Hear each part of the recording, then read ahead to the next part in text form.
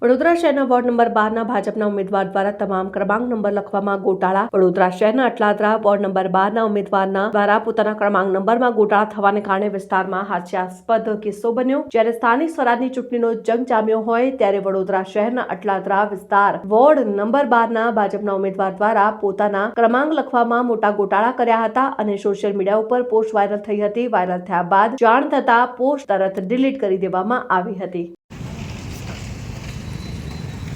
કાલે અમને એક બહુ મહત્વનો મુદ્દો ધ્યાનમાં આવ્યો છે. ભારતીય જનતા પાર્ટી ટોટલી લિમિટની હદે બોખલાઈ ગઈ છે. એનું જીવતું ને જાગતું ઉદાહરણ તમને આપું. 10 વર્ષથી કોર્પોરેટર છે આ બેન રીટા સિંહ અને 5 નંબરનો ક્રમાંક જે અમારા રાકેશભાઈ ઠાકોરનો કોર્પોરેશને જે યાદી અને 6 નમૂનો આપ્યો છે એમાં બતાવેલું છે કે રાકેશભાઈ ઠાકોર 5મા નંબર પર છે. આમાં પણ તમે જોઈ શકો છો અમારો ક્રમાંક 5 નંબર પર રાકેશભાઈ ઠાકોર છે. 10 વર્ષથી જે પાર્ટી છે વિકાસના ગીતો ગાય છે આ બેને પોતાનો ક્રમાંક નંબર અમારો 5 નંબર છપાવી દીધો છે. તમે આના પરથી જોઈ શકો છો કે પાર્ટી કેટલી હદે બોખલાઈ રહેલી છે. વિકાસના ગીતો ગાઈ ગઈને થાકી ગઈ એટલે હવે લોકોને તોડવાના કાવા દાવા કર્યા. એમાંથી એ થાકી ગઈ એટલી બોખલાઈ ગઈ કે હવે ક્રમાંક નંબરો પણ ભૂલવા માંગી છે.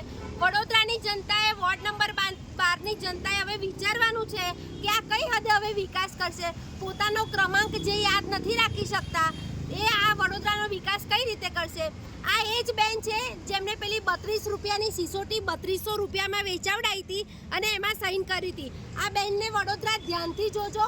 બીજી વાર ભારતીય જનતા પાર્ટીએ અમને ઉમેદવારી કરવાની સત્તા આપી છે કારણ કે સૌથી મોટા ભ્રષ્ટાચારી બેન આ જ છે અને ભ્રષ્ટાચાર કરવામાં એકકો છે. વડોદરા બેનને યાદ રાખે અને આ બેનને બિલકુલ વોટ ના કરતા કારણ કે 5 નંબરનો અમારો જે રાકેશભાઈનો ક્રમાંક છે એ એમને છાપી દીધો છે.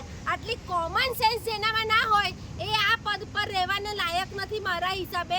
Bhavika Chandole, Congress party, ward number 12 ઉમેદવાર.